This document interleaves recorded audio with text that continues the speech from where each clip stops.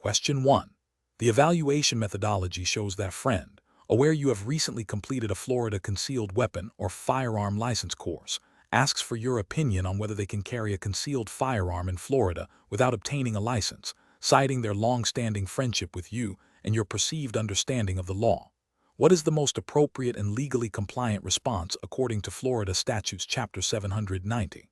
Option A. Suggest that your friend carry their firearm openly, as this is generally permitted in Florida without a license, and therefore bypasses the need for a concealed weapon or firearm license.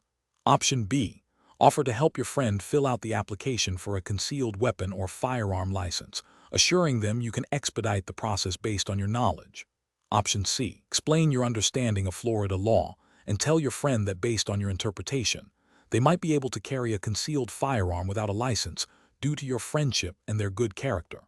Option D. Advise your friend that you cannot provide legal advice and direct them to the official website of the Florida Department of Agriculture and Consumer Services, FDACS, for accurate information on licensing requirements and the application process. The correct answer is D. Advise your friend that you cannot provide legal advice and direct them to the official website of the Florida Department of Agriculture and Consumer Services, FDACS, for accurate information on licensing requirements and the application process. Explanation. This scenario is professionally challenging because it requires an individual to navigate a situation where a personal relationship might conflict with the strict requirements of Florida law regarding the carrying of concealed weapons or firearms.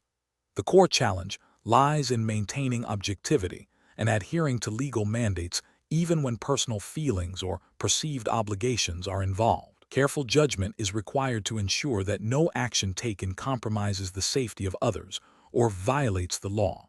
The correct approach involves prioritizing legal compliance and public safety above all else. This means recognizing that the individual's personal relationship with the person seeking advice does not grant them any authority or special privilege to interpret or advise on Florida's concealed weapon or firearm licensing laws. The proper course of action is to direct the individual to the official resources provided by the Florida Department of Agriculture and Consumer Services, FDACS, which is the state agency responsible for issuing concealed weapon or firearm licenses. This approach is correct because it strictly adheres to Florida Statutes Chapter 790, specifically the provisions governing the licensing and carrying of concealed weapons or firearms, and upholds the principle that only authorized entities can provide official guidance and process applications. It avoids any unauthorized practice of law or providing advice that could lead to legal repercussions for either party. An incorrect approach would be to offer personal opinions or interpretations of the law, even with good intentions. This is professionally unacceptable because it constitutes providing legal advice without proper licensing or authorization, which is a violation of Florida law and could lead to serious legal consequences for the person giving the advice. Furthermore, misinterpreting or misrepresenting the requirements of Florida Statutes Chapter 790 could result in the other individual unknowingly violating the law, leading to potential criminal charges and jeopardizing their ability to obtain a license in the future. Another incorrect approach would be to suggest that the individual can carry a concealed weapon or firearm without a license based on their personal relationship or perceived trustworthiness. This directly contravenes Florida law, which mandates a license for carrying a concealed weapon or firearm and exposes both individuals to significant legal risks. Professionals in this situation should employ a decision-making framework that begins with identifying the core issue, a request for information or advice regarding a regulated activity, concealed carry licensing. The next step is to determine the applicable legal framework, which in this case is Florida Statutes Chapter 790. The professional must then recognize their own limitations and the boundaries of their expertise. If the request falls outside their authorized scope of practice or knowledge, the professional decision is to defer to the official regulatory body. This involves providing clear, accurate, and actionable information on how the individual can obtain the correct guidance from the authorized source, in this instance, the FDACS. This process ensures legal compliance, protects the public, and maintains professional integrity. Question 2. The evaluation methodology shows that a licensed firearms instructor in Florida is assisting a close personal friend with their application for a concealed weapon or firearm license. During the review of the friend's background information, the instructor recalls a minor misdemeanor conviction from several years ago that the friend mentioned in passing but did not provide documentation for. The instructor is aware that the friend believes this conviction is irrelevant and has not proactively disclosed it on the application. What is the most appropriate course of action for the firearms instructor to ensure compliance with Florida law? Option A. Complete the application on behalf of the friend, omitting the mention of the misdemeanor conviction, and advise the friend to only disclose it if specifically asked by the licensing authority. Option B. Advise the friend that all relevant background information, including any past misdemeanor convictions, must be fully and accurately disclosed on the application as required by Florida statutes, and that the instructor cannot proceed with assisting if this is not done. Option C. Inform the friend that as a personal favor, the instructor will vouch for the minor nature of the conviction and ensure it does not become an issue during the application process. Option D. Assume the misdemeanor conviction is minor and unlikely to affect the friend's eligibility for a concealed weapon or firearm license in Florida, and proceed with assisting the application without further inquiry. The correct answer is B. Advise the friend that all relevant background information, including any past misdemeanor convictions, must be fully and accurately disclosed on the application as required by Florida statutes, and that the instructor cannot proceed with assisting if this is not done. Explanation: this scenario is professionally challenging because it requires an individual to navigate a situation where a personal relationship might conflict with the strict requirements of Florida law regarding the carrying of concealed weapons or firearms. The core challenge lies in maintaining objectivity and adhering to legal mandates even when personal feelings or perceived obligations are involved. Careful judgment is required to ensure that no actions taken inadvertently violate Florida statutes, Chapter 790. The correct approach involves a thorough and objective assessment of the situation against the specific criteria outlined in Florida law for the issuance and maintenance of a concealed weapon or firearm license. This includes verifying the applicant's eligibility, ensuring all required documentation is present and accurate, and confirming that no disqualifying factors exist under Florida statutes. The licensee's responsibility is to uphold the integrity of the licensing process by ensuring compliance with all legal prerequisites. This approach is correct because it prioritizes legal compliance and public safety, which are the fundamental purposes of the concealed weapon or firearm licensing system in Florida. It avoids subjective interpretations and relies on established legal standards. An incorrect approach would be to overlook or downplay a potential disqualifying factor due to a personal connection. For instance, failing to thoroughly investigate a past misdemeanor conviction that might be relevant to the applicant's eligibility, simply because the applicant is a friend, is a significant regulatory failure. Florida law is explicit about what constitutes grounds for denial or revocation of a license, and personal relationships do not provide an exemption from these statutes. Another incorrect approach would be to provide incomplete or misleading information to the licensing authority, even with the intention of helping a friend. This constitutes a failure to uphold the honesty and integrity required in the application process and can lead to severe penalties. Professionals in this situation should employ a decision-making framework that emphasizes adherence to legal statutes and ethical conduct. This involves 1. Identifying the core legal requirements and potential conflicts. 2. Objectively gathering all necessary information and verifying its accuracy. 3. Consulting relevant Florida statutes, Chapter 790, to ensure all actions align with legal mandates. 4. Maintaining professional distance and avoiding personal bias. 5. Documenting all steps taken and decisions made.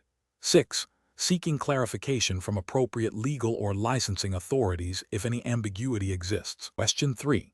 The evaluation methodology shows that a licensing official in Florida is reviewing an application for a concealed weapon or firearm license.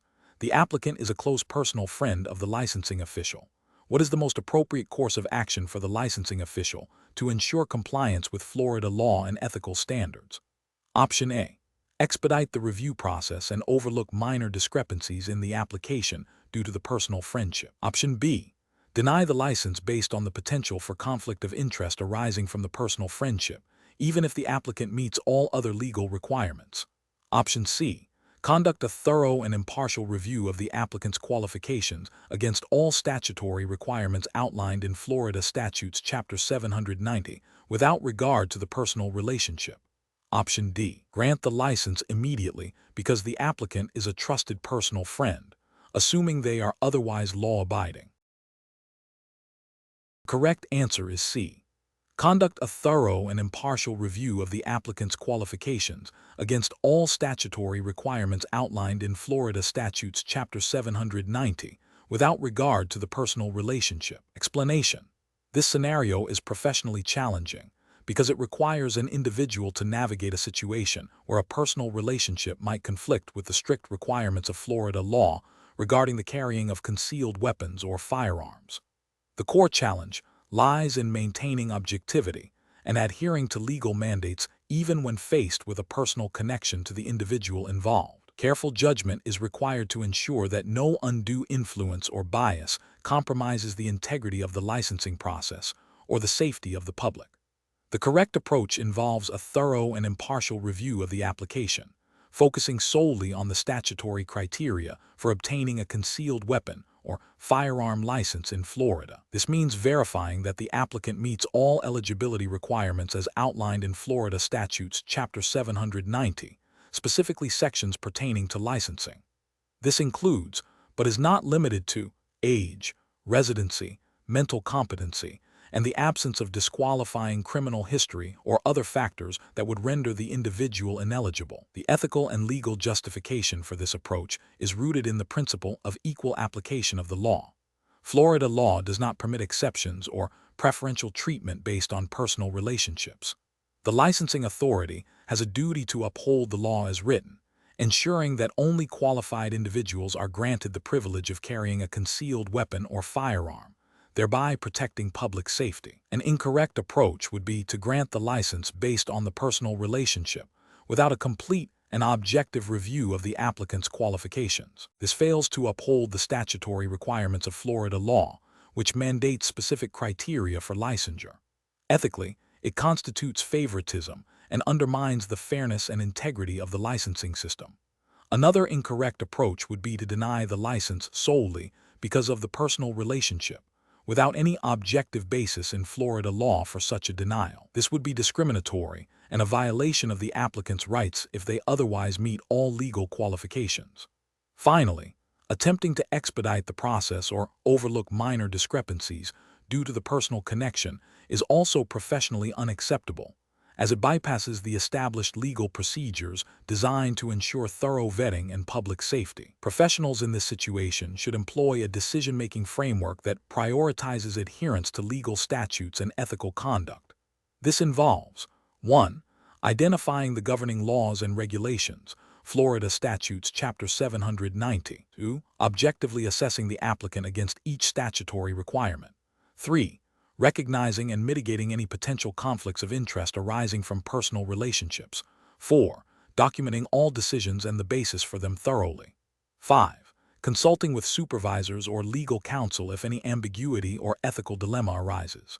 The ultimate goal is to ensure that all licensing decisions are made fairly, consistently, and in strict accordance with the law, regardless of personal connections. Question 4. The evaluation methodology shows that understanding the legal definition of concealed is crucial for Florida concealed weapon or firearm license applicants. Imagine you are a law enforcement officer in Florida observing a vehicle. You notice a backpack on the passenger seat. The backpack is unzipped, and you can see the handle of a firearm protruding slightly from within the backpack. The firearm is not openly and completely visible to someone looking into the vehicle from the outside. Based on Florida law, how should the situation be assessed regarding the need for a concealed weapon or firearm license? Option A. The firearm is not considered concealed because the backpack is unzipped, indicating an intent to display it. Option B. The firearm is not considered concealed because it is within a backpack, which is considered a personal item and not a holster. Option C. The firearm is considered concealed because it is not openly and completely visible, and a license would be required to possess it in this manner in the vehicle. Option D. The firearm is not considered concealed because it is within reach in the passenger compartment of the vehicle. The correct answer is C. The firearm is considered concealed because it is not openly and completely visible, and a license would be required to possess it in this manner in the vehicle. Explanation. The evaluation methodology shows that understanding the nuances of Florida law regarding concealed carry is paramount for responsible firearm ownership and licensing. This scenario presents a professional challenge because it tests the applicant's ability to discern between lawful possession and unlawful concealment, particularly when the firearm is not immediately accessible for self-defense. The applicant must apply knowledge of Florida Statutes Chapter 790, specifically concerning the definition of concealed firearm and the conditions under which a license is required. The best professional approach involves accurately assessing the situation based on the legal definition of concealment. This means recognizing that a firearm is considered concealed if it is not openly and completely visible. Therefore, a firearm placed in a backpack that is on the floor of the passenger seat, even if the backpack is unzipped, is still considered concealed under Florida law because it is not openly displayed. A concealed weapon or firearm license is required for such possession in a vehicle.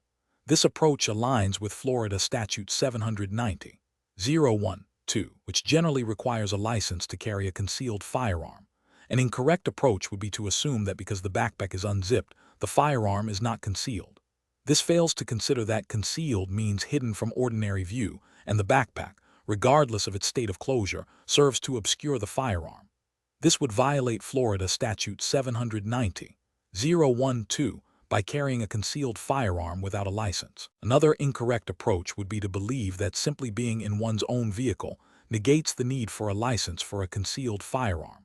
While Florida Statute 790.25 provides exceptions for carrying firearms in certain locations, these exceptions do not generally permit the carrying of a concealed firearm without a license in a vehicle, unless specific conditions are met, such as the firearm being openly displayed or secured in a locked container in a manner that does not constitute concealment. Relying on a vague understanding of vehicle exceptions without considering the concealment aspect is a critical error. A third incorrect approach would be to assume that the firearm is not concealed because it is within reach. Proximity does not equate to open display.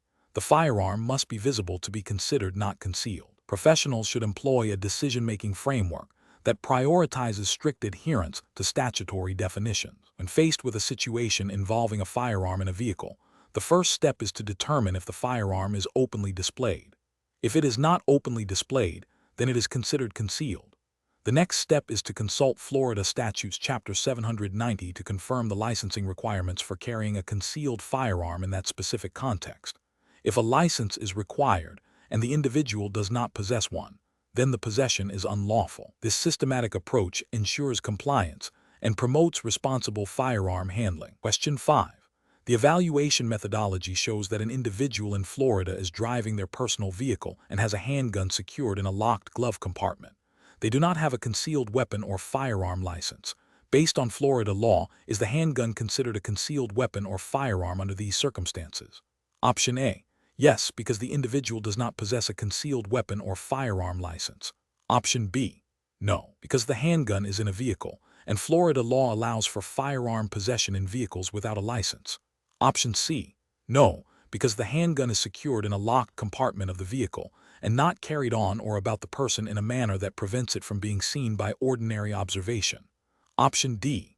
Yes, because the handgun is not openly displayed and is within the passenger compartment of the vehicle. The correct answer is C. No, because the handgun is secured in a locked compartment of the vehicle and not carried on or about the person in a manner that prevents it from being seen by ordinary observation. Explanation.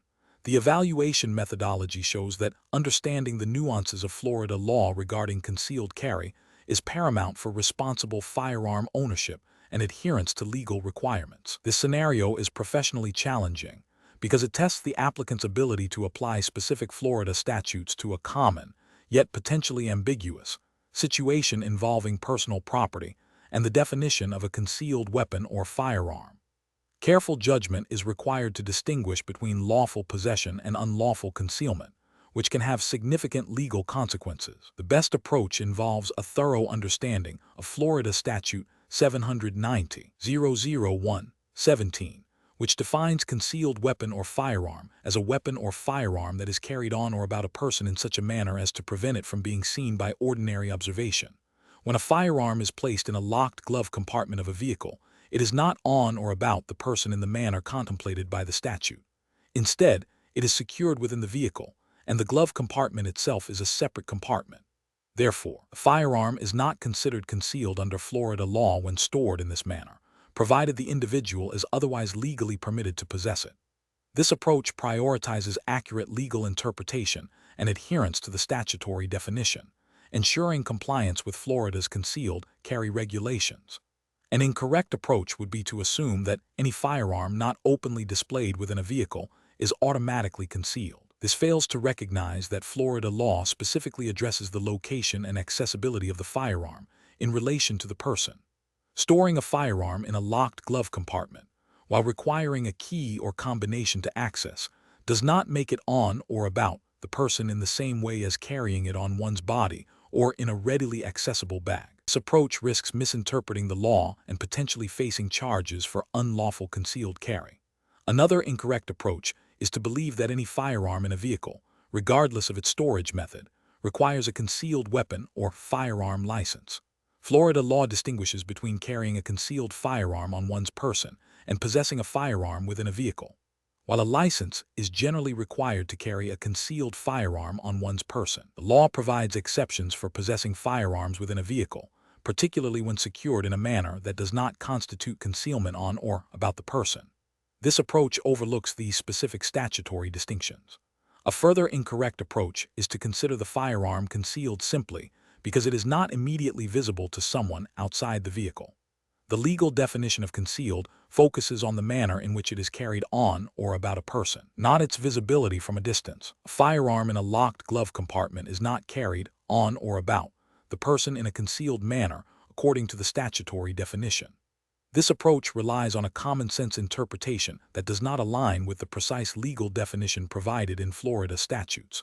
Professionals should employ a decision-making framework that begins with identifying the specific legal question, then locating and meticulously analyzing the relevant statutes and case law. In this context, the key is to understand the precise definition of concealed weapon or firearm as defined by Florida Statute 790.001.17.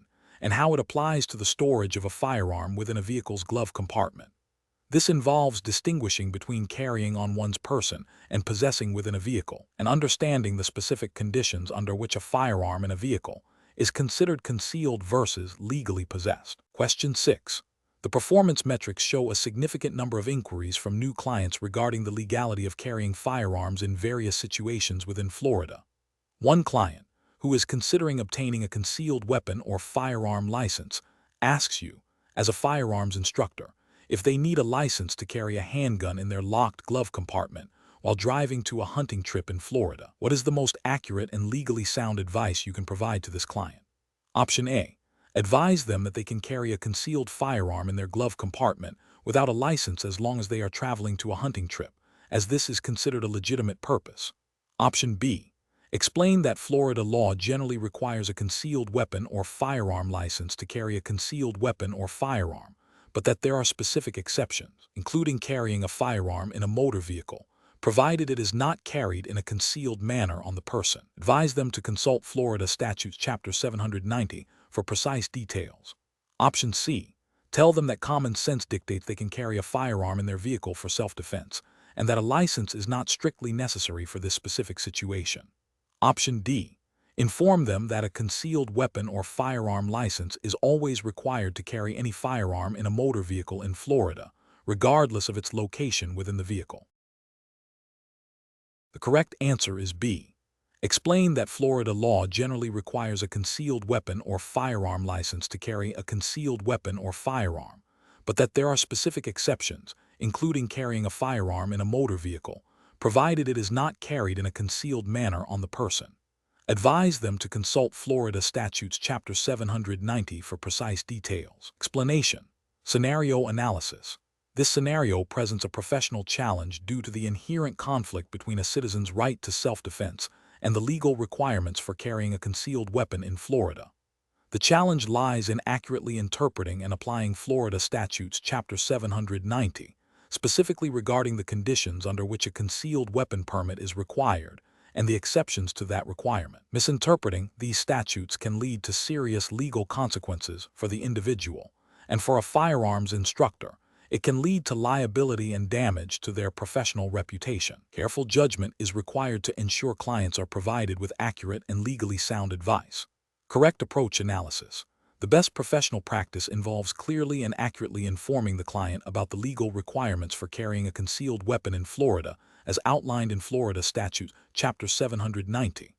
This includes explaining that a concealed weapon or firearm license is generally required to carry a concealed weapon or firearm, but also detailing the specific exceptions to this requirement, such as carrying a firearm in one's home, in a motor vehicle, or in a boat, provided it is not carried in a concealed manner on the person.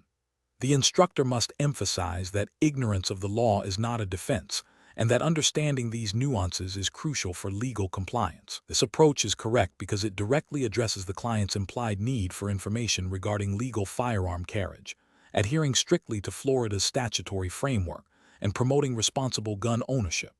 Incorrect approaches analysis.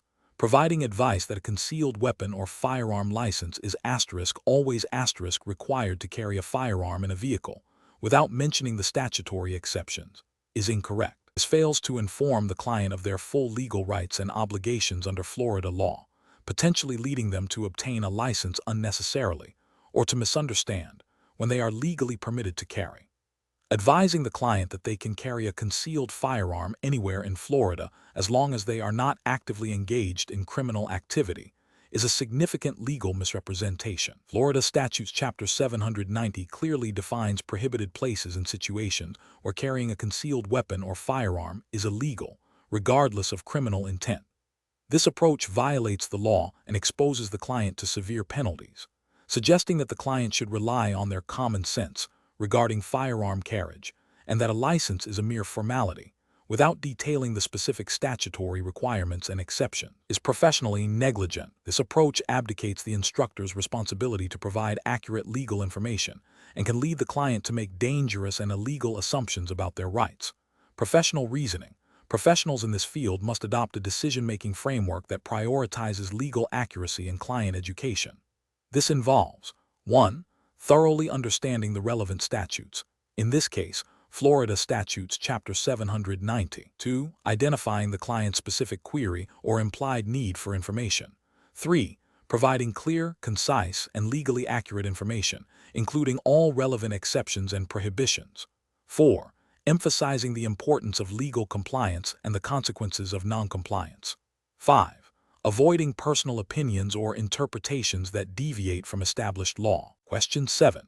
Regulatory review indicates that Florida law distinguishes between openly carried and concealed weapons or firearms.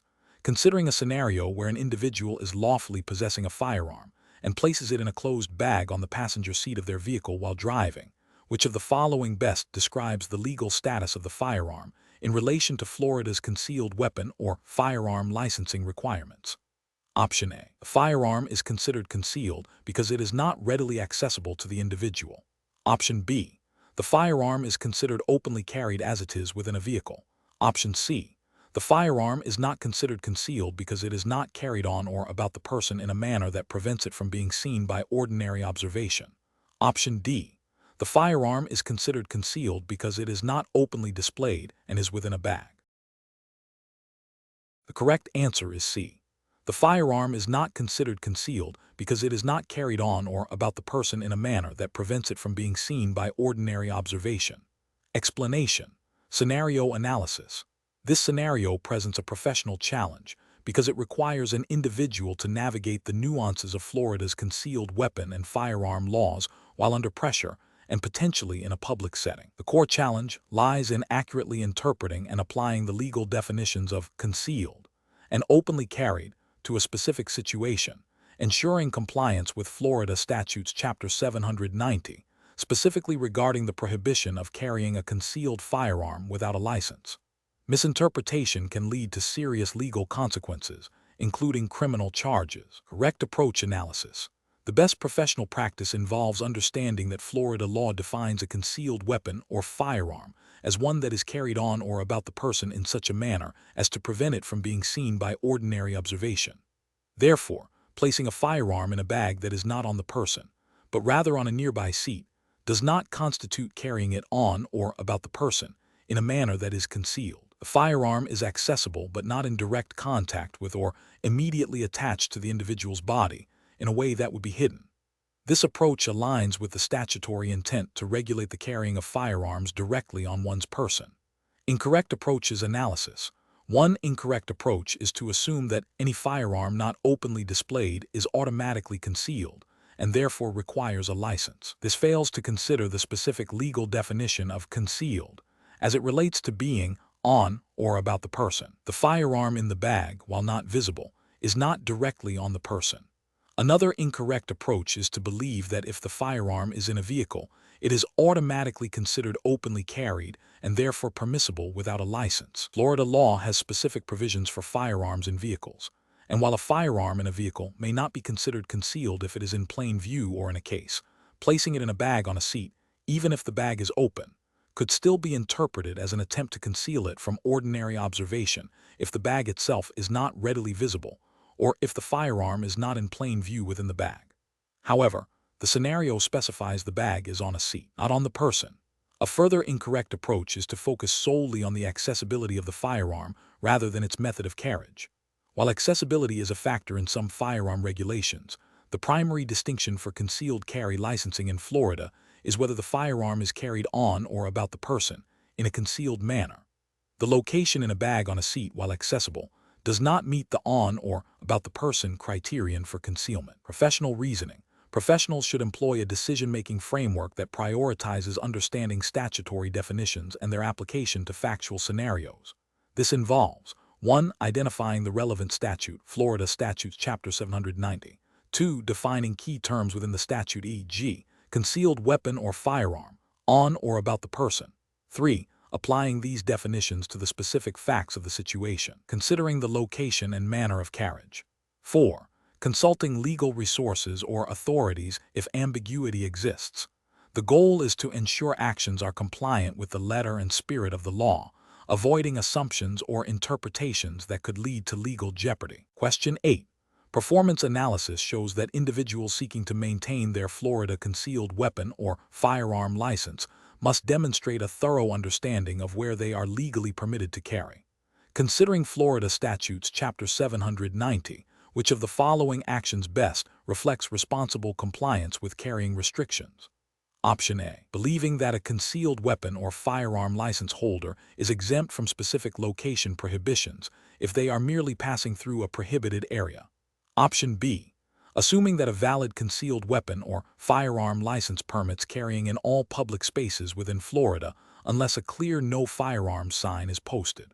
Option C. Relying on the belief that personal discretion and a lack of intent to cause harm are sufficient justifications for carrying in any location. Option D. Proactively identifying and avoiding locations explicitly prohibited by Florida Statute 790-06-12, such as courthouses, schools, and polling places, even if no signage is present. The correct answer is D. Proactively identifying and avoiding locations explicitly prohibited by Florida Statute 790-06-12, such as courthouses, schools, and polling places, even if no signage is present. Explanation. Scenario analysis. This scenario is professionally challenging because it requires an individual to navigate the nuances of Florida law regarding the carrying of a concealed weapon or firearm, specifically concerning the permissible locations and the individual's responsibility to be aware of and comply with restrictions. Misinterpreting or disregarding these restrictions can lead to serious legal consequences, including license revocation and criminal charges.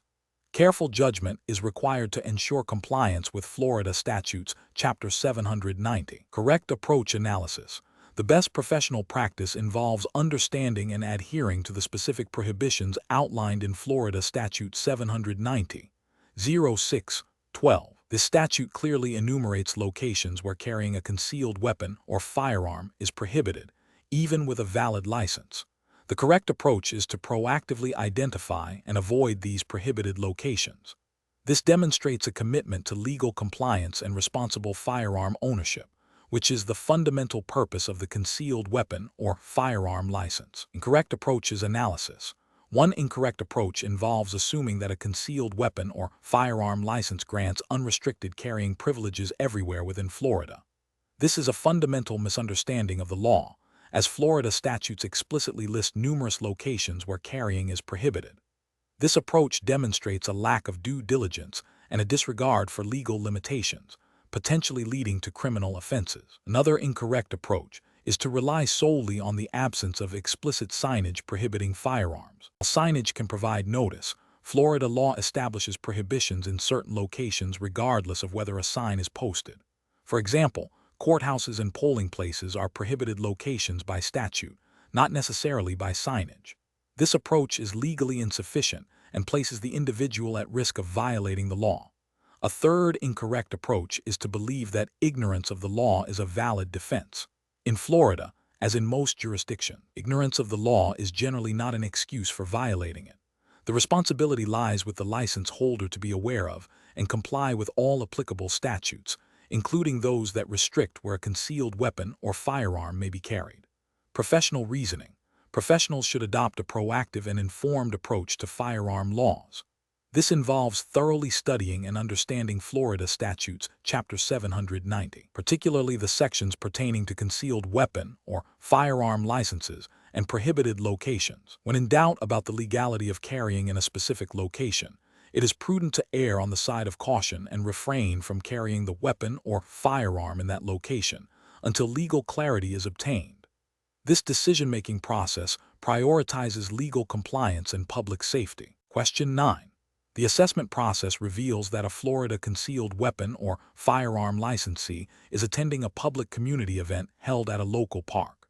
The licensee is aware that the event is open to the general public and includes various food vendors and recreational activities.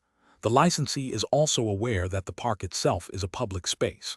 Considering Florida statutes, what is the most prudent course of action for the licensee regarding their concealed firearm?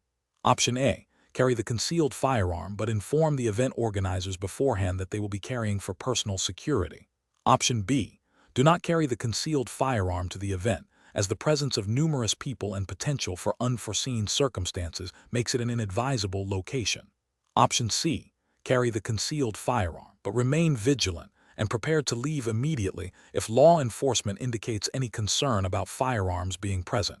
Option D. Carry the concealed firearm, as public parks are generally permissible locations for concealed carry under Florida law, provided the firearm remains concealed. The correct answer is D.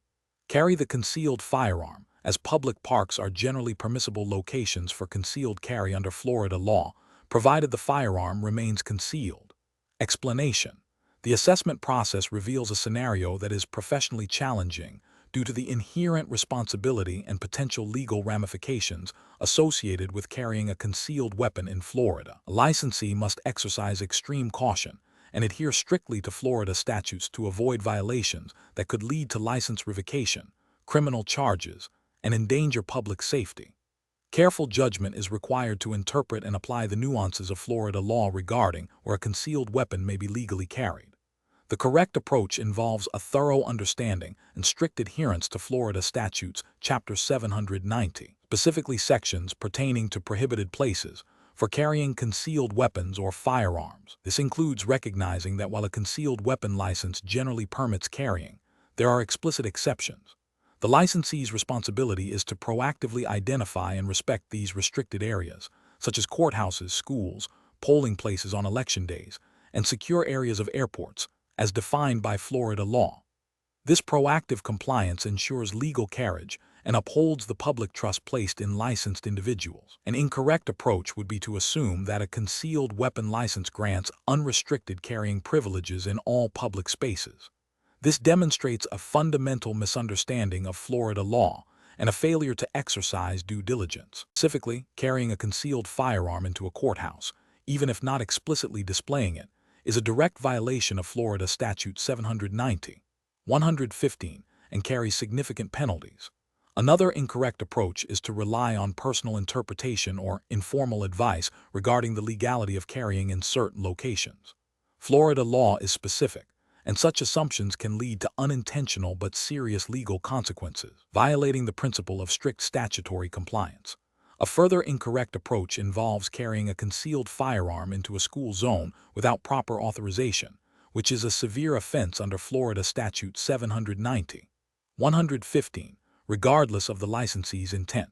Professionals should employ a decision-making framework that prioritizes knowledge of applicable statutes, continuous education on legal updates, and a conservative approach to carrying in potentially restricted areas. When in doubt about the legality of carrying in a specific location, the professional decision is to err on the side of caution and refrain from carrying the weapon in that location until absolute clarity is obtained from official sources or legal counsel.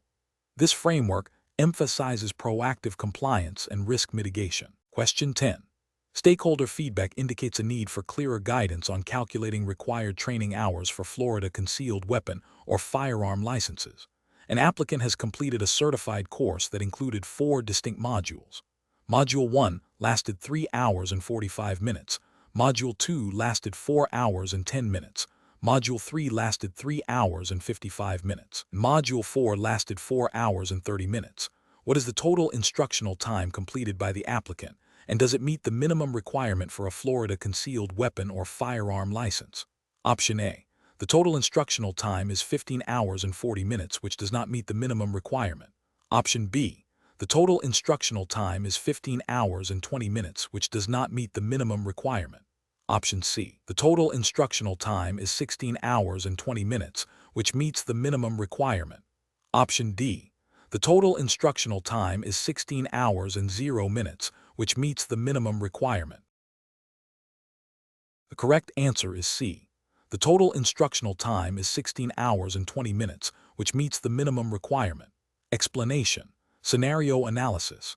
This scenario presents a professional challenge related to accurately calculating and reporting the required training hours for a concealed weapon or firearm license in Florida. Miscalculations can lead to the denial of an application, requiring the applicant to repeat training, causing delays and potential financial loss. It also tests the licensee's understanding of the specific requirements mandated by Florida law, emphasizing the importance of meticulous record-keeping and adherence to regulatory standards. Correct approach analysis. The best professional practice involves meticulously documenting all training activities, including the start and end times for each segment, and then summing these durations to ensure the total meets or exceeds the minimum 16 hours required by Florida Statute 790. 06. This approach directly aligns with the statutory requirement for a minimum of 16 hours of instruction. The calculation would involve summing the durations of each certified training module. For example, if a course consists of 4 4-hour modules, the total is /4 text hours /module times 4 text modules equals 16 text hours /. If modules vary, each must be recorded and summed. /H1 plus H2 plus H3 plus H4 equals text total hours /. This ensures verifiable compliance with the law. Incorrect approaches analysis. One incorrect approach is to simply estimate the total training time based on a general understanding of the course length without precise documentation. This fails to meet the Florida statute's requirement for a demonstrable 16 hours of instruction. If the actual documented hours fall short, the application will be denied, as there is no verifiable proof of completion of the statutory minimum. Another incorrect approach is to include time spent on breaks or administrative tasks as part of the instructional hours. Florida Statute 790. 06 specifically mandates 16 hours of instruction. Time spent on non-instructional activities does not count towards this requirement, and including it would be a misrepresentation, potentially leading to application denial or even revocation if discovered later. A further incorrect approach is to rely solely on the instructor's verbal assurance that the 16-hour minimum has been met without independently verifying the documented hours. While instructors are responsible for delivering the required content, the applicant is ultimately responsible for ensuring their application is complete and accurate. Failure to cross-reference documented hours with the statutory minimum is a lapse in due diligence. Professional reasoning. Professionals should adopt a systematic approach to managing training documentation. This involves creating a checklist of all required training components and their minimum durations. For each training session, precise start and end times should be recorded. After completing all modules, a clear summation of the documented instructional hours should be performed. This sum should then be compared against the statutory minimum. If the calculated hours are less than the required amount, additional training or clarification from the training provider is necessary before submitting an application. This methodical process ensures accuracy, compliance, and avoids potential issues with the licensing authority. Question 11. The risk matrix shows an applicant for a Florida concealed weapon or firearm license has a history of multiple domestic disputes reported to law enforcement, though none resulted in arrests or convictions. Which of the following actions best reflects the appropriate regulatory compliance approach for the Florida Department of Agriculture and Consumer Services, Division of Licensing? Options. A. Conduct a thorough investigation into the nature and circumstances of the reported domestic disputes, reviewing any available documentation, and allowing the applicant to provide context to determine if the incidents demonstrate a pattern of behavior that would disqualify them under Florida Statutes Chapter 790. B. Automatically deny the license application based on the reported domestic disputes, as such incidents indicate a potential for violence. C. Grant the license immediately, as the absence of arrests or convictions means there are no statutory grounds for denial. D. Disregard the reported domestic disputes entirely, as they did not lead to formal charges and are therefore irrelevant to the licensing decision. Option A.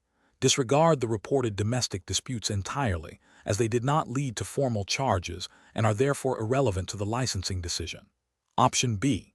Conduct a thorough investigation into the nature and circumstances of the reported domestic disputes, reviewing any available documentation, and allowing the applicant to provide context to determine if the incidents demonstrate a pattern of behavior that would disqualify them under Florida Statutes Chapter 790. Option C. Automatically deny the license application based on the reported domestic disputes, as such incidents indicate a potential for violence. Option D. Grant the license immediately, as the absence of arrests or convictions means there are no statutory grounds for denial. Correct answer is B. Conduct a thorough investigation into the nature and circumstances of the reported domestic disputes, reviewing any available documentation, and allowing the applicant to provide context to determine if the incidents demonstrate a pattern of behavior that would disqualify them under Florida Statutes Chapter 790. Explanation. The risk matrix shows a potential scenario where an applicant's past behavior could be interpreted as a disqualifying factor for a Florida concealed weapon or firearm license. This scenario is professionally challenging because it requires a nuanced understanding of Florida Statutes Chapter 790, specifically concerning the grounds for denial of a license, and the ability to apply these statutes to a specific factual situation without overreach or underestimation of risk. The applicant's history of domestic disputes, even if not resulting in a conviction, raises questions about their temperament and propensity for violence, which are central concerns for licensing authorities. The best approach involves a thorough and objective review of all available information, including the applicant's statements, any official records of the disputes, and any mitigating circumstances presented by the applicant. This approach prioritizes adherence to the specific language and intent of Florida Statute 790.06, which outlines the criteria for license issuance and denial. It requires the licensing authority to determine if the past incidents, even without formal charges or convictions, demonstrate a pattern of behavior that would make the applicant a danger to themselves or others, or if they are otherwise disqualified under the statute. This is the most legally sound and ethically responsible method, as it directly addresses the statutory requirements for public safety and responsible firearm ownership in Florida. An incorrect approach would be to automatically deny the license based solely on the mention of domestic disputes without further investigation. This fails to acknowledge that Florida law often requires a conviction or a finding of guilt for certain disqualifying offenses, and that context and mitigating factors can be relevant. Such an automatic denial could be arbitrary and violate due process principles. Another incorrect approach would be to disregard the domestic disputes entirely, assuming that the absence of a conviction means there is no issue. This approach is dangerous as it ignores potential red flags that, while not meeting the threshold for a criminal conviction, might still indicate a risk to public safety. Licensing authorities have a duty to assess the overall suitability of an applicant, and ignoring relevant information, even if not leading to a conviction, would be a dereliction of that duty. Finally, an incorrect approach would be to grant the license without any further scrutiny, simply because the applicant has not been convicted of a disqualifying crime. This approach fails to exercise due diligence and could potentially place a firearm in the hands of an individual whose past behavior, though not criminalized, suggests a potential for misuse. The professional reasoning process for such situations should involve a systematic evaluation of the applicant's history against the specific requirements of Florida Statute 790.06. This includes gathering all relevant documentation, considering the applicant's explanation, and making a determination based on whether the totality of the circumstances demonstrates that the applicant meets the statutory qualifications for a concealed weapon or firearm license, prioritizing public safety and adherence to the law. Question 12. Operational review demonstrates that a Florida concealed weapon or firearm license holder is transporting their firearm in their vehicle while attending a sporting event. The licensee plans to leave the firearm in the vehicle for a few hours while they are inside the venue. Which of the following actions best ensures compliance with Florida's firearm safety and storage regulations? Option A. Leave the firearm on the passenger seat of the vehicle, ensuring the vehicle is locked. Option B. Hand the firearm to an unlicensed friend who is also attending the event for safekeeping. Option C. Place the firearm in the unlocked glove compartment of the vehicle. Option D. Secure the firearm in a locked container that is not readily accessible to passengers and is out of plain sight within the vehicle. The correct answer is D. Secure the firearm in a locked container that is not readily accessible to passengers and is out of plain sight within the vehicle. Explanation. Scenario analysis. This scenario presents a professional challenge related to the responsible handling and storage of a concealed firearm, specifically concerning its accessibility to unauthorized individuals. The core of the challenge lies in balancing the licensee's right to carry a concealed firearm with the paramount duty to prevent its misuse or unauthorized access, particularly by minors. Florida law places a significant emphasis on preventing firearms from falling into the wrong hands, and a licensee's actions are scrutinized to ensure compliance with these safety mandates. Careful judgment is required to interpret and apply the legal requirements for secure storage when the firearm is not on the licensee's person. Correct approach analysis. The best professional practice involves securing the firearm in a manner that is inaccessible to unauthorized individuals, especially minors, when it is not on the licensee's person. This approach directly aligns with Florida Statute 790.115, which addresses the unlawful possession of firearms by a minor and implicitly places a duty on firearm owners to prevent such possession through responsible storage. Specifically, storing the firearm in a locked container or a location inaccessible to minors, such as a locked safe or a secure compartment within the vehicle that is not readily accessible to passengers, fulfills this legal and ethical obligation. This method prioritizes public safety and adheres to the spirit and letter of Florida's firearm laws by actively mitigating the risk of accidental discharge, theft, or unauthorized use. Incorrect approaches analysis. Storing the firearm in an unlocked glove compartment of a vehicle, even if the vehicle is locked, presents a significant regulatory and ethical failure. This method fails to adequately prevent unauthorized access, particularly by minors who might be passengers or who could gain access to the vehicle. Florida law expects a higher standard of security than simply placing the firearm in a standard, unlocked vehicle compartment. Leaving the firearm in plain view on the passenger seat of the vehicle, even if the vehicle is locked, is also a critical failure. This not only violates the principle of concealed carry, but also makes the firearm an obvious target for theft and an immediate risk of unauthorized access or misuse. Furthermore, it demonstrates a lack of diligence in securing the firearm, which is contrary to the responsible gun ownership expected of a concealed weapon license holder. Entrusting the firearm to another unlicensed individual in the vehicle, even temporarily, is also a violation. Florida law requires that a concealed weapon or firearm be carried only by the licensee, and transferring possession to an unlicensed individual, even for safekeeping, can have serious legal ramifications and creates an unacceptable risk of unauthorized use. Professional reasoning. Professionals facing similar situations should adopt a proactive and risk-averse approach. The decision-making process should begin with a thorough understanding of Florida statutes related to firearm possession, storage, and the responsibilities of concealed weapon license holders. When a firearm is not on the person, the primary consideration must be preventing unauthorized access.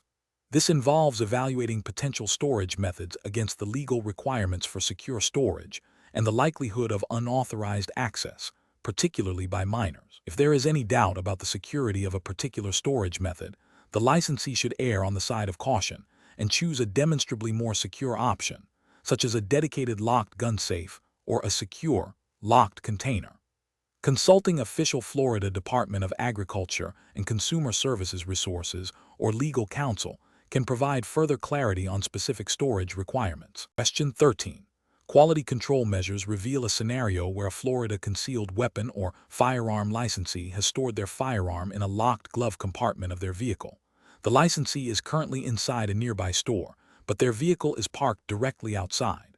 Based on Florida law, what is the most accurate assessment of this situation regarding the licensee's concealed carry privilege?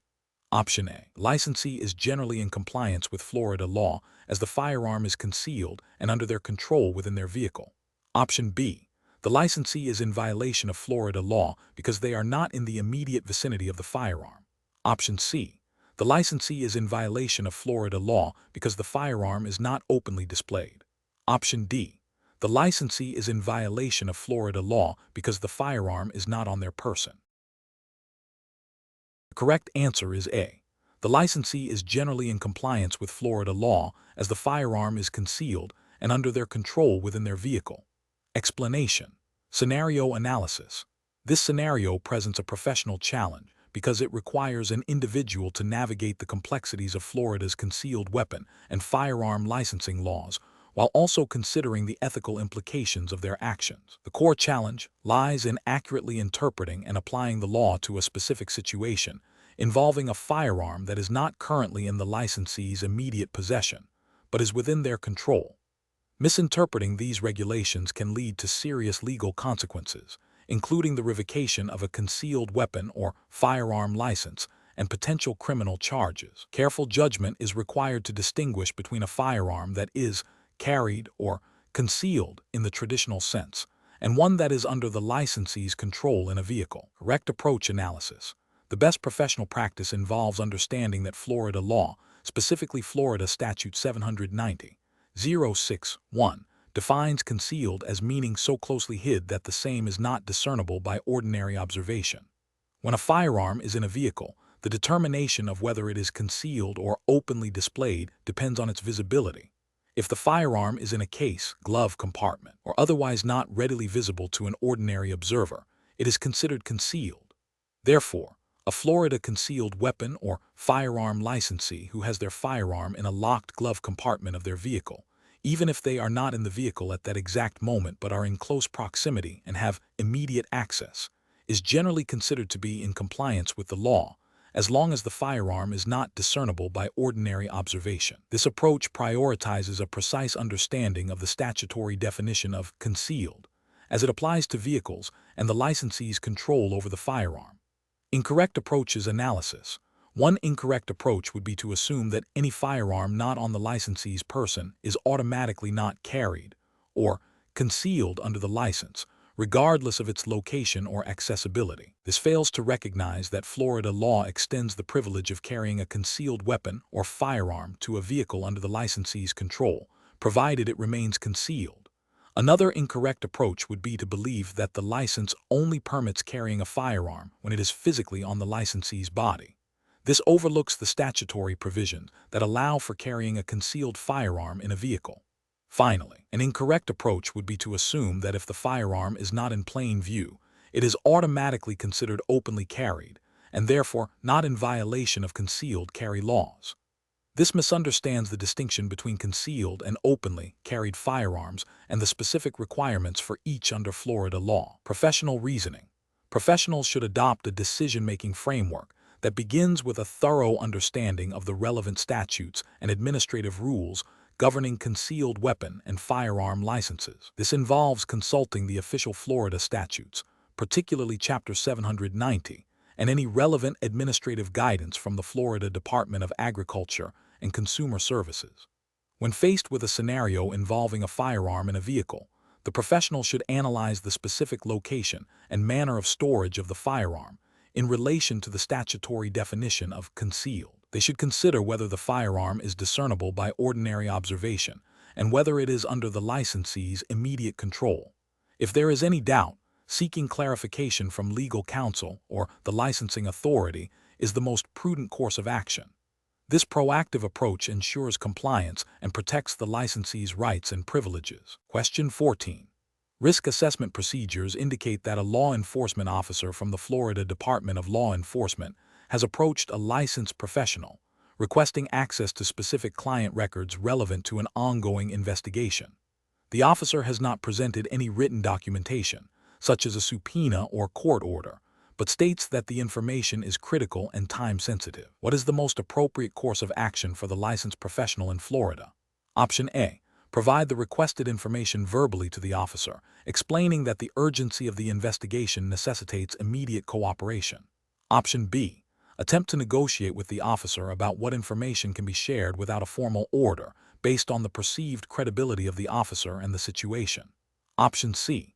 Disclose the information immediately, assuming that a law enforcement officer's request in an investigation implies legal authority. Option D. Politely inform the officer that disclosure of client records requires a valid subpoena, court order, or other legally recognized instrument, and offer to cooperate once such documentation is provided. The correct answer is D. Politely inform the officer that disclosure of client records requires a valid subpoena, court order, or other legally recognized instrument, and offer to cooperate once such documentation is provided. Explanation. Scenario analysis.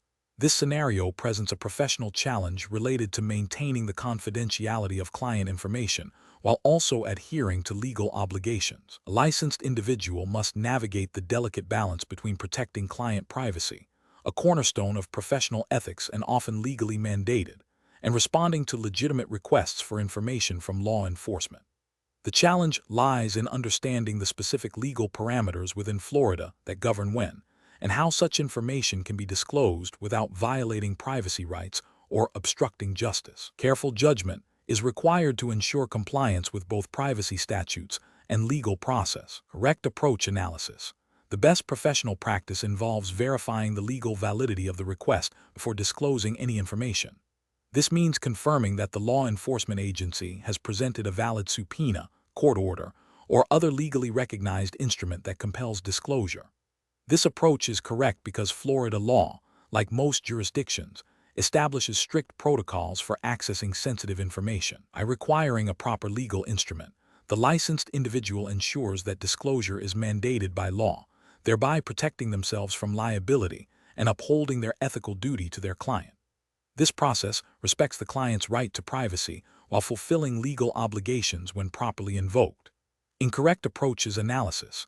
Disclosing information based solely on a verbal request from a law enforcement officer, even if they claim it is for an investigation, is professionally unacceptable. This fails to adhere to the legal requirements for compelling disclosure of confidential information in Florida. It bypasses the established legal process, potentially violating client privacy rights and exposing the licensed individual to legal repercussions for unauthorized disclosure.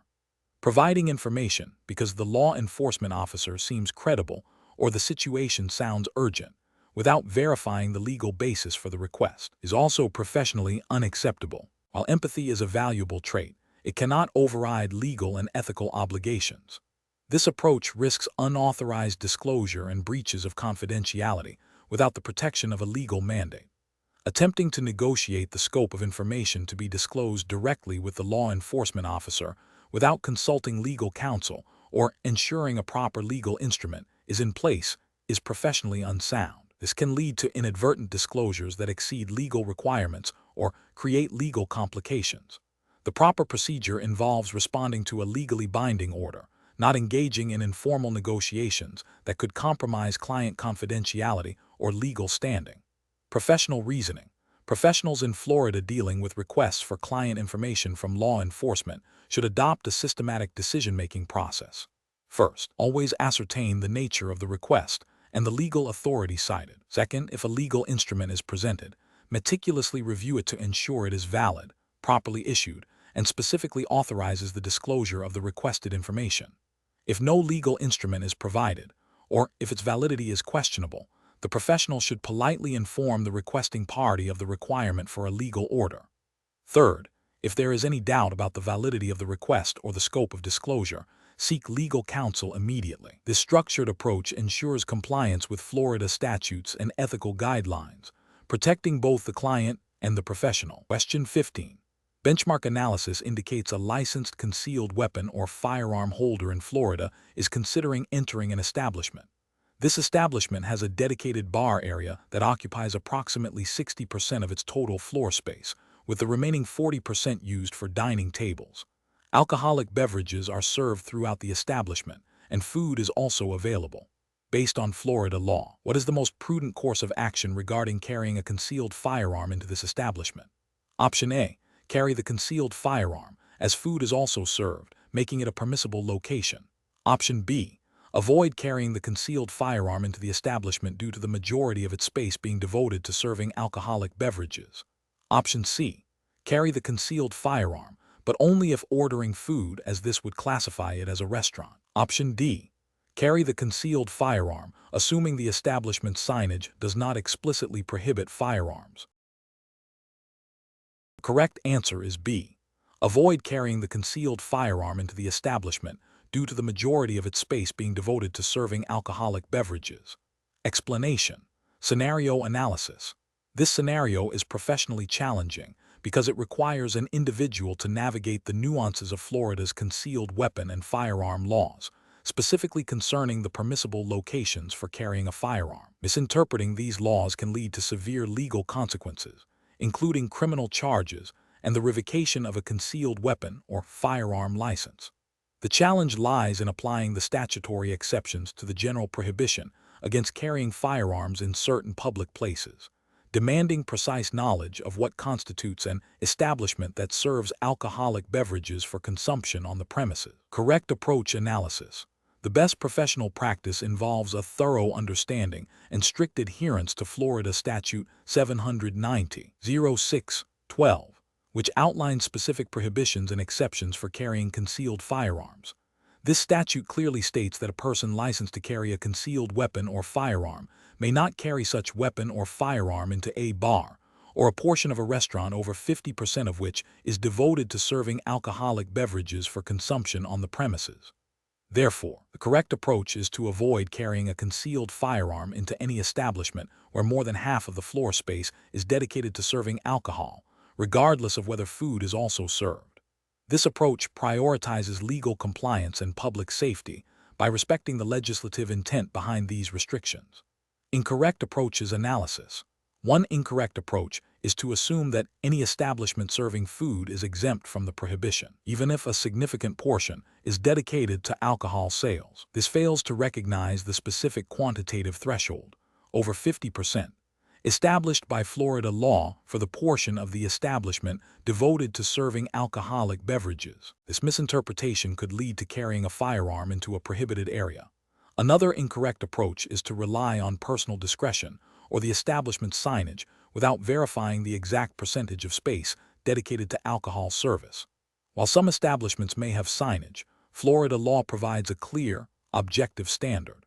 Relying solely on subjective judgment or incomplete information is legally insufficient and risky. A further incorrect approach is to believe that if food is ordered or consumed, the establishment automatically becomes permissible for carrying a concealed firearm. Florida law differentiates between establishments where alcohol is served and the primary purpose of the space. The presence of food service does not negate the prohibition if the establishment meets the criteria for being a bar or a portion of a restaurant over 50% of which is devoted to serving alcoholic beverages. Professional reasoning. Professionals should employ a decision-making framework that prioritizes legal accuracy and risk mitigation. This involves 1. Identifying the relevant statute, Florida Statute 790-06-12. 2. Understanding the specific prohibitions and exceptions, paying close attention to quantitative measures like percentages. 3. Applying the statute to the specific circumstances, making objective assessments rather than subjective judgments. 4. When in doubt, erring on the side of caution and avoiding the location until absolute clarity is achieved through legal counsel or direct consultation with law enforcement if necessary. Question 16. Governance review demonstrates an applicant for a Florida concealed weapon or firearm license is seeking clarification on where they can legally carry a concealed firearm after obtaining their license. The applicant believes their license allows them to carry in any location not explicitly posted with a "no firearms" sign. Which of the following represents the most accurate understanding of Florida law regarding carrying a concealed firearm? Option A. A Florida concealed weapon or firearm license allows an individual to carry a concealed firearm in any location where there is no explicit "no firearms" sign posted. Option B. The Florida concealed weapon or firearm license grants the holder the right to carry a concealed firearm anywhere, and any restrictions are at the discretion of individual property owners. Option C. Florida concealed weapon or firearm license permits carrying a concealed firearm in most public places, but specific Florida statutes prohibit carrying in certain locations such as courthouses and schools, irrespective of signage. Option D. An applicant's understanding of carrying restrictions is primarily determined by informal advice from experienced firearm owners rather than official state statutes. Correct answer is C. A Florida concealed weapon or firearm license permits carrying a concealed firearm in most public places, but specific Florida statutes prohibit carrying in certain locations such as courthouses and schools, irrespective of signage. Explanation. Scenario analysis. This scenario is professionally challenging because it requires an applicant to understand the nuanced legal requirements for carrying a concealed weapon or firearm in Florida, specifically concerning the permissible locations and the conditions under which carrying a firearm is prohibited, even with a valid license. Misinterpreting these rules can lead to severe legal consequences, including license revocation and criminal charges. Careful judgment is required to distinguish between lawful and unlawful carrying. Correct approach analysis. The approach that represents best professional practice involves understanding that Florida law, under Florida Statutes Chapter 790, outlines specific prohibitions on carrying firearms in certain locations, regardless of a concealed weapon or firearm license. This includes, but is not limited to, courthouses, polling places on election days, schools, and secure areas of airports. An applicant must be aware of these statutory restrictions and adhere to them strictly to maintain compliance and avoid legal jeopardy. This approach is correct because it directly reflects the explicit legal prohibitions established by the Florida legislature, which are paramount for licensed carriers. Incorrect approach is analysis. One incorrect approach involves assuming that a concealed weapon or firearm license grants unrestricted carrying privileges in all public places. This fails to acknowledge the specific statutory exceptions and prohibitions detailed in Florida Statutes Chapter 790, which are critical for lawful carrying. Another incorrect approach is to rely solely on the advice of friends or informal sources regarding carrying restrictions, rather than consulting the official Florida statutes or the Florida Department of Agriculture and Consumer Services (FDACS) guidelines. This bypasses the authoritative legal framework and can lead to misinformation. A further incorrect approach is to believe that ignorance of a specific prohibition is a valid defense. Florida law generally holds individuals responsible for knowing and adhering to the statutes governing firearm possession. Professional reasoning. Professionals should employ a decision-making framework that prioritizes direct consultation of authoritative legal sources, such as the Florida statutes and official guidance from the FDACS. When faced with uncertainty about carrying a firearm in a particular location, the safest and most legally sound decision is to refrain from carrying it there until absolute clarity is obtained from official channels. This proactive approach ensures compliance and mitigates risk. Question 17. Cost-benefit analysis shows that obtaining a Florida concealed weapon or firearm license involves time, fees, and training. Considering these factors and the legal requirements in Florida, which of the following actions demonstrates the most responsible and legally compliant approach to carrying a handgun concealed in public? Option A. carrying a handgun concealed in public, but only in areas where the individual believes concealed carry is generally accepted or less strictly enforced. Option B, carrying a handgun concealed in public, believing that responsible gun ownership and the intent to use it only for self-defense are sufficient without a license. Option C, relying on the understanding that law enforcement officers in Florida are unlikely to arrest someone for carrying a concealed handgun if they appear responsible and are not engaged in criminal activity. Option D, completing the required firearms safety and proficiency training, submitting a complete application, and obtaining a valid Florida concealed weapon or firearm license before carrying a handgun concealed. Correct answer is D, completing the required firearms safety and proficiency training, submitting a complete application, and obtaining a valid Florida concealed weapon or firearm license before carrying a handgun concealed. Explanation. Scenario analysis. This scenario presents a professional challenge because it requires an individual to balance personal convenience with strict adherence to Florida law regarding the carrying of concealed weapons or firearms. The temptation to carry a firearm for perceived self-defense without the proper legal authorization, even if the individual believes they are responsible, can lead to serious legal consequences and compromise public safety. Careful judgment is required to understand the precise legal boundaries and to prioritize compliance over personal assumptions. Correct approach analysis. The best professional practice involves understanding and strictly adhering to Florida Statutes Chapter 790, specifically the requirements for obtaining a concealed weapon or firearm license. This approach prioritizes legal compliance by ensuring that an individual has undergone the necessary training, background checks, and application process mandated by the state before carrying a concealed weapon or firearm. Florida law is clear that carrying a concealed weapon or firearm without a valid license is a criminal offense, and this approach directly addresses that requirement. It upholds the principle that the right to carry a concealed weapon is a privilege granted by the state upon meeting specific criteria, not an inherent right that can be exercised without authorization. Incorrect approach is analysis. One incorrect approach involves assuming that responsible gun ownership automatically grants the right to carry a concealed weapon without a license. This fails to recognize that Florida law establishes a specific licensing framework designed to ensure a baseline level of competency and to prevent individuals who may pose a risk from carrying concealed firearms. Responsible ownership is a prerequisite for licensing, not a substitute for it. Another incorrect approach is to believe that carrying a concealed weapon only for personal protection, and not for any unlawful purpose, negates the need for a license. Florida law does not differentiate based on the intended use of the concealed weapon or firearm. The act of carrying it concealed without a license is the violation, regardless of the individual's intent. A further incorrect approach is to rely on anecdotal information or the perceived leniency of law enforcement in specific situations. This is a dangerous assumption as it disregards the explicit legal statutes and can lead to arrest and prosecution. Legal requirements are not subject to individual interpretation or the perceived likelihood of enforcement. Professional reasoning. Professionals in any field involving regulated activities, such as carrying firearms, must adopt a decision-making framework that prioritizes legal compliance above all else.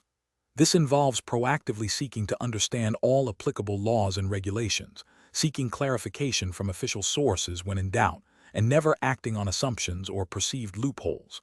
The framework should be: 1. Identify the relevant legal framework, Florida Statutes Chapter 790. 2. Understand the specific requirements for the activity in question, concealed weapon or firearm license. 3. Ensure all prerequisites are met before engaging in the activity. 4. Seek official guidance if any aspect is unclear. 5. Never proceed if there is any doubt about legal compliance. Question 18. Implementation of responsible firearm storage practices in Florida for a licensed concealed weapon or firearm holder residing in a multi-occupant dwelling with children present. What is the most appropriate method to ensure compliance with Florida statutes regarding firearm access? Option A. Rely on other adult residents of the dwelling to ensure the firearm is not accessed by children. Option B. Place the firearm in a bedside table drawer that is not locked, but is located in the licensee's private bedroom. Option C. Store the firearm in a securely locked container or gun safe that is inaccessible to unauthorized individuals, including children, when the firearm is not on the licensee's person. Option D. Keep the firearm unloaded and disassembled in separate locations within the residence, with the ammunition stored in a different area. Correct answer is C. Store the firearm in a securely locked container or gun safe that is inaccessible to unauthorized individuals, including children, when the firearm is not on the licensee's person. Explanation: the scenario presents a professional challenge related to the responsible handling and storage of a concealed firearm in Florida, specifically concerning the requirements for securing the weapon when not in immediate possession. The core of the challenge lies in balancing personal safety and the right to self-defense with the legal obligations to prevent unauthorized access to a firearm, especially in a shared living environment. Careful judgment is required to ensure compliance with Florida statutes while maintaining a reasonable expectation of privacy and accessibility for the licensed individual. The correct approach involves understanding and adhering to Florida Statute 790-115, which addresses the unlawful possession of a firearm by a minor. While the statute primarily focuses on preventing minors from accessing firearms, its underlying principle of secure storage to prevent unauthorized access is paramount for all firearm owners. Therefore, the best professional practice is to store the firearm in a securely locked container or a gun safe that is inaccessible to unauthorized individuals, including children, when the firearm is not on the licensee's person. This method directly addresses the legal requirement to prevent access by prohibited persons and demonstrates a commitment to firearm safety and responsible ownership, which is implicitly expected of all concealed weapon or firearm license holders in Florida. An incorrect approach would be to leave the firearm in a location that, while not immediately visible, is easily accessible to others in the household, such as a bedside table drawer that is not locked or a closet with a simple latch. This fails to meet the standard of secure storage required to prevent unauthorized access, particularly by minors, and could lead to violations of Florida law and potential civil liability if an incident occurs. Another incorrect approach is to assume that simply keeping the firearm out of sight is sufficient. The law requires active measures to secure the firearm, not merely concealment. Finally, relying on the assumption that other adults in the household will ensure the firearm's safety is insufficient, as the legal responsibility for secure storage rests solely with the firearm owner. Professionals should employ a decision-making framework that prioritizes legal compliance and responsible firearm handling. This involves thoroughly understanding the specific statutes governing firearm possession and storage in Florida, such as Florida Statute 790-115. When faced with a storage decision, professionals should ask, does this storage method actively prevent unauthorized access, particularly by minors, and does it meet the legal standard for secure storage in Florida? If the answer is not a clear affirmative, alternative, more secure storage methods should be sought. This proactive and legally informed approach minimizes risk and upholds the integrity of the concealed weapon or firearm license. Question 19. To address the challenge of maintaining legal compliance while exercising the privilege of carrying a concealed weapon or firearm in Florida, an individual holding a valid Florida concealed weapon or firearm license is approaching a county courthouse. Considering the specific regulations governing concealed carry in Florida, what is the legally appropriate action for this individual? Option A. Rely on the fact that the weapon is concealed and the license is valid, believing that this supersedes any posted signage or general prohibitions. Option B. Carry the concealed weapon or firearm into the courthouse, assuming the license permits concealed carry in most public buildings. Option C. Do not carry the concealed weapon or firearm into the courthouse, as courthouses are explicitly designated as prohibited locations under Florida law. Option D. Ask a courthouse security guard if carrying a concealed weapon or firearm is permitted, and proceed based on their verbal response.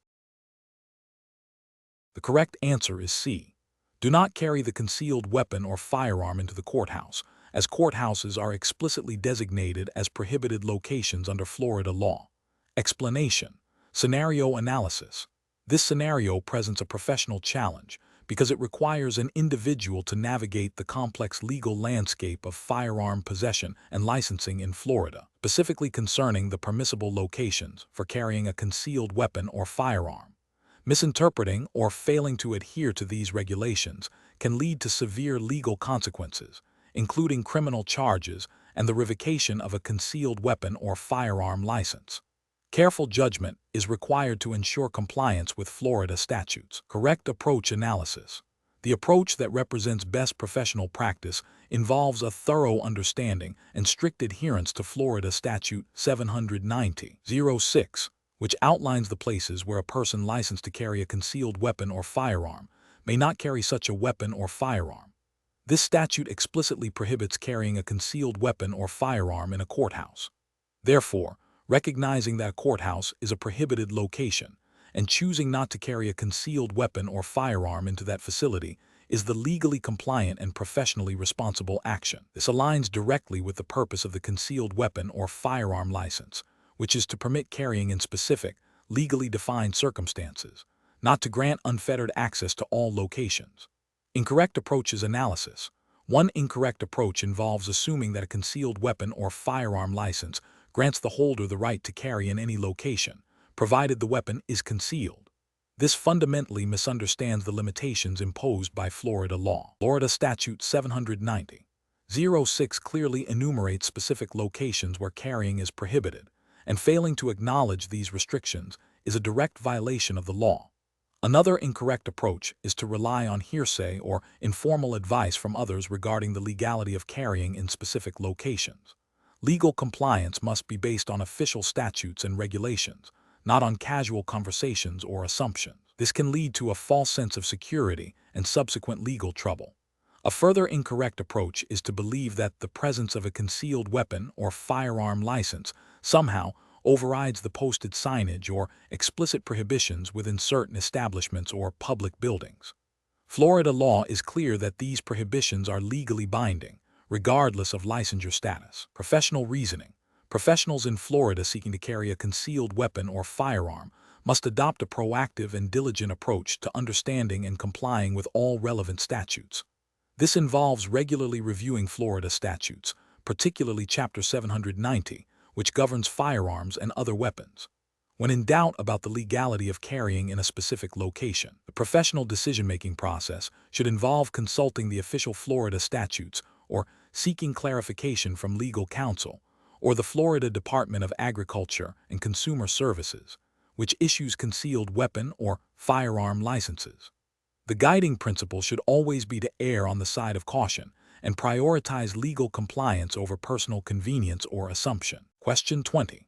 The review process indicates that an applicant for a Florida concealed weapon or firearm license submitted an application on January 15th, paying the required application fee of $97.00. On February 1st, the applicant realized they had made a mistake on a section of the application and decided to withdraw it to resubmit a corrected version. The FDAX confirmed receipt of the withdrawal request on February 3rd and informed the applicant that processing had already begun prior to their withdrawal. The applicant then submitted a new, corrected application on February 10th, paying the full application fee of $97.00 again. If the FDAX policy, as per Florida Statutes Chapter 493, states that application fees are non-refundable once processing has commenced, what is the total amount of money the applicant has paid towards these two applications? Option A, $0.00. Option B, $194.00. Option C, $145.50. Option D, $97.00.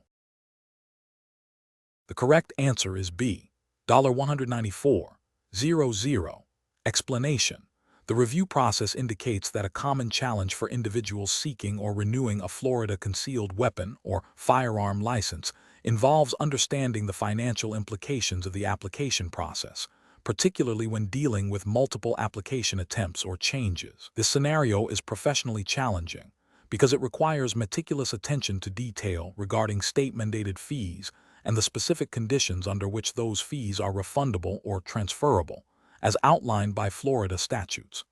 Misunderstanding these financial regulations can lead to unnecessary expenses and delays, impacting the applicant's ability to exercise their rights. The best professional approach involves accurately calculating the total fees paid and understanding the Florida Department of Agriculture and Consumer Services (FDAX) Policy on fee refunds for incomplete or withdrawn applications. Specifically, Florida law generally dictates that application fees are non-refundable once the application has been processed or a background check initiated.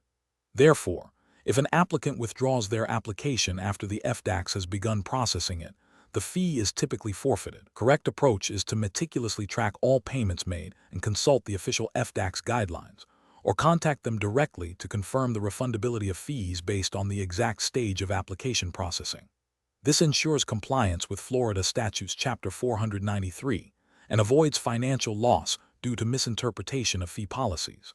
An incorrect approach would be to assume that any withdrawn application automatically warrants a full refund. This fails to acknowledge that the state incurs costs in processing applications, including background checks, and these costs are often covered by the application fee. Another incorrect approach is to assume that fees paid for a previous, withdrawn application can be automatically transferred to a new application without explicit FDAX approval or a formal process.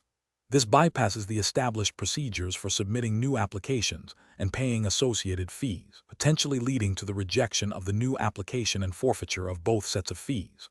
Finally, an incorrect approach is to rely on informal advice from non-official sources regarding fee refunds or transfers, as this can lead to significant misunderstandings of the legally binding regulations.